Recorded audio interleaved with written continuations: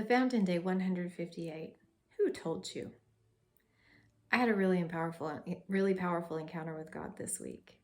I went to God with a lot of judging thoughts and arguments I imagined people saying, like, home church isn't real church. You shouldn't forsake the assembly. Your kids miss out when you don't have them in youth group. You're not qualified to be pastoring your kids. Homeschooled kids are weird and unsocialized.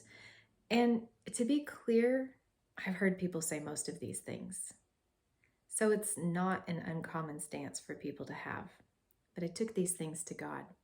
And when I took him the criticism of home church, he immediately spoke. Who told you that?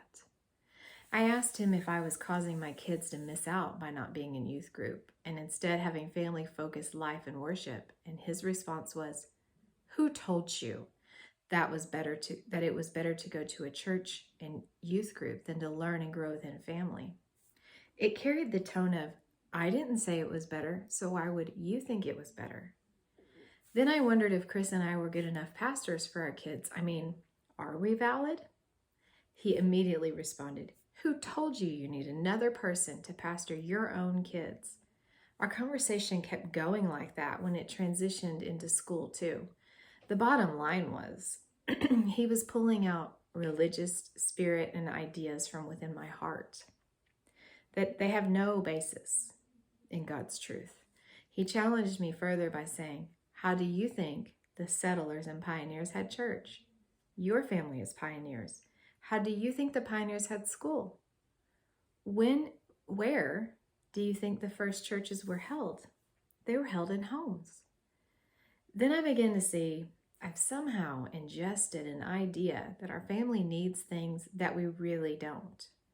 What we really need is to do whatever God is telling us to do, regardless of what others are doing. It doesn't make us better or worse than anyone. It simply makes us His. We each are called to different things, and only He knows the full reason why.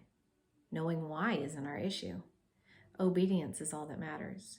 Whether I'm called to do what's popular with others or something very different from most, I am simply called to obey. Obedience and trust, the cornerstones of a walk of intimacy. Behold, the eye of the Lord is on those who fear Him, on those who hope in His steadfast love, that He may deliver their soul from death and keep them alive in famine. Our soul waits for the Lord.